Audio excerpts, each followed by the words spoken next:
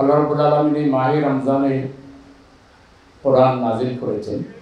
এই জন্যই মাহে রমজানের এত গুরুত্ব। এই কোরআন পৃথিবীতে এসেছে কোরআনের ভিত্তিতে আমাদের দুনিয়ার সব সমস্যার সমাধান করার জন্য। এখানে এমন কোনো বিষয় নাই, এমন কোনো দিক নেই যে দিকের ব্যাপারে কোরআনের বক্তব্য নাই। কিয়ামত পর্যন্ত মানুষের যত সমস্যা আসতে পারে, অদ্ভুত সকল সমস্যার সমাধান দিয়ে আল্লাহ তাআলা কোরআন নাজিল করেছে এবং আল্লাহ নবীকে এই কোরআনকে সর্বক্ষেত্রে বিজয়ী করার ঐতিহাসিক জিম্মাদারি দিয়ে তিনি পৃথিবীতে পাঠিয়েছেন। এবং আল্লাহ রাসূল তার প্রাণান্তকর সংগ্রামের মাধ্যমে তার সঙ্গী সাথীদেরকে সাথে নিয়ে তিনি সেই কোরআন প্রতিষ্ঠা করে আমাদের জন্য তিনি মডেল হিসেবে বিশ্ববাসীর কাছে নিজেকে উপস্থাপন করেছেন। আল্লাহ তাআলা তাকে আমাদের মডেল হিসেবে উল্লেখ করেছেন, লাকাদ কানা লাকুম ফি রাসূলিল্লাহি উসওয়াতুন হাসানাহ। এই কোরআন যেভাবে আমাদেরকে নামাজের কথা বলেছে, রোজার কথা বলেছে, হজের কথা বলেছে, যাকাতের কথা বলেছে, তেমনি এই কোরআন আমাদেরকে বলেছে আহাল্লাল্লাহুল বাই'a ওয়া হারামার রিবা। আল্লাহ তোমাদের জন্য ব্যবসাকে হালাল করেছেন, সুদকে হারাম করেছেন। সুদ এমন একটা অভিশপ্ত মাধ্যম যেটা হচ্ছে শোষণের হাতিয়ার।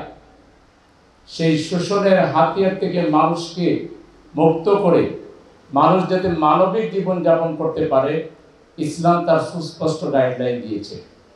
ইসলামী অর্থনৈতিক ব্যবস্থার অন্যতম দিক হচ্ছে যাকাত ব্যবস্থা। এই যাকাত আল্লাহ তাআলা বলেছেন অফি আমওয়ালিহিম হাক্কুল লিসসাইল ওয়াল মাহরুম। তোমাদের সম্পদে বঞ্চিত এবং যারা প্রার্থী রয়েছে, সাহায্য প্রার্থী রয়েছে, তাদের অধিকার রয়েছে। যাকাত দেওয়ার মাধ্যমে মূলত সেই অধিকারকে স্বীকৃতি দেওয়া হয় যে এই সম্পদের মালিক আমি নয়, এটার মালিক হচ্ছেন আল্লাহ। এবং যাকাত দেওয়ার মধ্য দিয়ে সম্পদ পবিত্র হয় এবং সম্পদের প্রবৃদ্ধি ঘটে, উন্নতি ঘটে, সমৃদ্ধি ঘটে। এবং এই যাকাত এমন একটা ব্যবস্থা, আল্লাহ যাদেরকে যাকাত দিতে বলেছেন, এদেশে যে পরিমাণ যাকাত হয়, যাকাত দাতা আছেন, রাষ্ট্র যদি এই যাকাত কালেক্ট করে, আর যে পরিমাণ গরিব আছেন, রাষ্ট্র যদি তালিকা করে করে সেই গরিবদেরকে যাকাত দেয়, তাহলে বাংলাদেশের যে দারিদ্র্যের অবস্থা, দারিদ্র্য সীমার নিচে যারা আছেন, দারিদ্র্যের মধ্যে যারা জীবনযাপন করছে, 4-5 বছর একাধারে এই যাকাত সুষ্ঠুভাবে বন্টন করলে বাংলাদেশের দারিদ্র্যের হার একেবারেই সীমিত পর্যায়ে চলে আসে। ইসলাম শুধু যাকাতের কথা বলেনি, ইসলাম আরেকটা সুন্দর দিক নির্দেশনা মুসলমানদেরকে দিয়েছে, সবাইকে দিয়েছে। সেটি হলো আল্লাহ তাআলা বলছেন মানজাল্লাযী ইউকরিদুল্লাহা কারদান হাসানান ফায়ুদাইফাহু লাহু আদাফান কাসীরা। কে আছে আল্লাহকে কর্জে হাসানা দিবে, যাকে আল্লাহ এর বিনিময়ে বহুগুণ বাড়িয়ে দিবেন। কর্জে হাসানাটা কি? Interest free loan. যারা সম্পদশালী, তারা গরিব মানুষ যারা আছে, বিশেষ করে নিজের আত্মীয় স্বজন, প্রতিবেশী যারা গরিব আছেন, তাদেরকে ইন্টারেস্ট ফ্রি লোন দিবেন, সুদমুক্ত লোন দিবেন। বাংলাদেশে যত মানুষ ধনী আছে, সব ধনী মানুষ যদি তার গরিব আত্মীয়ের দিকে এই দৃষ্টিকোণ থেকে তাকায় যে আমরা তাদেরকে সহযোগিতা করে দাঁড় করাই দেব, তাদেরকে এগিয়ে নিয়ে যাব, তাহলে বাংলাদেশে দারিদ্র্য বিমোচনের এইটা একটা বড় হাতিয়ার হবে, একটা বড় একটা দারিদ্র্য বিমোচনের একটা বড় উপাদান হবে। কিন্তু আমরা অনেক সময় এই গরিব মানুষগুলোকে বিশ্বাস করি না, আর এই গরিব মানুষগুলো তখন বাধ্য হয়ে সুদখোর মানুষের কাছে গিয়ে লোন চায় এবং সে চক্রহারে সুদ বাড়াতে বাড়াতে এক পর্যায়ে যদি কেউ 2 লাখ নেয়, 2 লাখের জন্য তাকে হয়তো 10 লাখ টাকা, 15 লাখ টাকা, 20 লাখ টাকা পে করতে হয়। ব্যাংকে গেলেও একই অবস্থা। তাহলে ইসলাম আসলে একটা মানবিক জীবন বিধানের নাম। এখানে আরেকটা সিস্টেম আছে, ওসিয়া। আল্লাহ তাআলা বলেছেন তোমার সম্পদ থেকে তুমি ওসিয়ত করে যাও।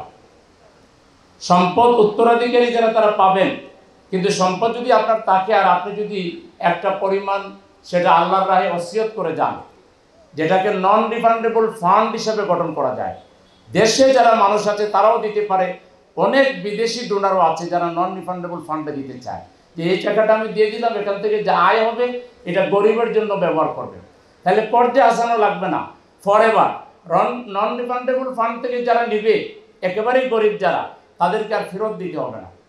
তাহলে ইসলাম অর্থনৈতিক জীবনের যে গাইডলাইন দিয়েছে, বাংলাদেশে যদি এরকম একটা শাসক আসে যারা সৎ, আল্লাহওয়ালা, দুর্নীতি করবে না, চাঁদাবাজি করবে না, টেন্ডারবাজি করবে না, এগুলোকে প্রশ্রয় দিবে না, এবং কোরআনের কনসেপ্টের ভিত্তিতে 5 বছর যদি অর্থনৈতিক কার্যক্রম পরিচালনা করা হয়, একজন ধনী মানুষও গরিব হবে না, কিন্তু সকল গরিব মানুষ আল্লাহ চায় তো স্বাবলম্বী হয়ে যাবে। এবং 5 বছর এরকম একটা সরকার, দায়িত্বশীল সরকারের হাতে বাংলাদেশ যাওয়া দরকার। আপনারা ডাক্তার সাহেবরা কি মনে করেন? তার জন্য যেটা করতে হবে যে ইসলামকে আমাদেরকে অন করতে হবে, দিনকে আমাদেরকে অন করতে হবে, এবং ইসলামের একজন ভালো দায়ী হইতে হবে। আল্লাহ কোরআনে বলেছেন 4টা কাজ যারা করবে না, তারা আর যাই করুক তাদের জীবন ধ্বংস। আল আস ইন্নাল ইনসানা লাফি খুসর ইল্লাল্লাযিনা আমানু, ঈমানকে যারা পরিচর্যা করবে না, আমিলুস সালিহাত, অব্যাহতভাবে যারা আমলে সালিহাত করবে না, অতাওয়াসাউ বিল হাক্কি, একে অন্যকে হকের উপদেশ দিবে। হকের উপদেশ দেওয়া এটা আমাদের উপরে ফরজ, সর্বাবস্থায় ফরজ। এই দায়িত্বটা যদি আমরা সবাই পালন করি, যে আমরা আর দুর্নীতিবাজকে ভোট দেব না, আমরা আর চাঁদাবাজকে প্রশ্রয় দেব না, আমরা আর কোনো ঘোষ দেব না, ঘুষের রাজত্ব এদেশে আর থাকতেও দেব না, আমরা যদি সকল শ্রেণী পেশার মানুষ ঐক্যবদ্ধ হয়ে এই ইসলামের পক্ষে আমরা দাঁড়াই যেতে পারি, ইনশাআল্লাহ এই দেশ কোরআনের বাংলাদেশ হবে, ইসলামের বাংলাদেশ হবে, এবং আমরা সেই লক্ষণও দেখতে পাচ্ছি। আমি সম্মানিত ডাক্তার ভাই বোনদেরকে দাওয়াতি কাজে সময় দেওয়ার জন্য, অন্তত আপনাদের ডিসিপ্লিনের, আপনাদের প্রফেশনের যারা আছেন, তাদেরকেও যদি আপনারা কোরআনের পথে, ইসলামের পথে দাওয়াত দেওয়ার ক্ষেত্রে দায়িত্ব পালন করতে পারেন, ইনশাআল্লাহ সেদিন আর বেশি দূরে নয়, এই বাংলাদেশের মানুষ আর ওই নেগেটিভ রাজনীতি, ডিস্ট্রাকটিভ রাজনীতি, ওই দর্শনের রাজনীতি, এগুলোকে বাংলাদেশের মানুষ এটাকে ডাস্টবিনে নিক্ষেপ করে তারা আল্লাহওয়ালা মানুষদেরকে, এটাও আল্লাহর নির্দেশ। কোরআনে আল্লাহ তাআলা যত কথা বলেছেন তার মধ্যে একটি কথা এটা, ইন্নাল্লাহ ইয়া'মুরুকুম আন তুআদ্দুল আমানাতি ইলা আহলিহা ওয়া ইযা হাকামতুম বাইনান নাসি আন তাহকুমু বিল আদল। আল্লাহ যারা ভোটার তাদের ব্যাপারে বলছেন যে তারা তাদের আমানত যেন সঠিক জায়গায় প্রয়োগ করে, আর ভোট যারা নিবে তারা যেন ভোট দিয়ে মানুষের উপরে ন্যায় বিচার কায়েম করে। বিগত 53 বছরে বাংলাদেশে আমরা কতটা ন্যায় বিচার পেয়েছি, কতটা রাজনৈতিক নেতৃবৃন্দ কথা রাখতে পেরেছেন, এগুলো পর্যালোচনা করে আমরা আমাদের আমানত যাতে সঠিক জায়গায় প্রয়োগ করতে পারি, এক্ষেত্রে আমাদের আত্মীয়দেরকে, বন্ধুদেরকে, প্রতিবেশীদেরকে, কলিগদেরকে আমরা বুঝিয়ে সবাই যদি আল্লাহর আইনের ভিত্তিতে এবং ভালো মানুষের নেতৃত্বে একটা সমাজ প্রতিষ্ঠায় সবাই যদি অগ্রসর হয়, ইনশাআল্লাহ আমরা বিজয়ী হব। মহান আল্লাহ তাআলা আমাদের সবাইকে তার যে জিম্মাদারি আমাদের উপরে দিয়েছেন, যে জিম্মাদারি হচ্ছে দিনকে বিজয়ী করা, সেই দিনকে বিজয়ী করার অন্যতম এবং প্রধানতম কাজ হচ্ছে মানুষকে সুন্দরের দিকে, সত্যের দিকে, কল্যাণের দিকে আহ্বান জানানো। সেই দায়িত্ব আল্লাহর দায়িত্ব যেন আমরা পালন করতে পারি। আল্লাহ তাআলা আমাদের সবাইকে তৌফিক দান করুন।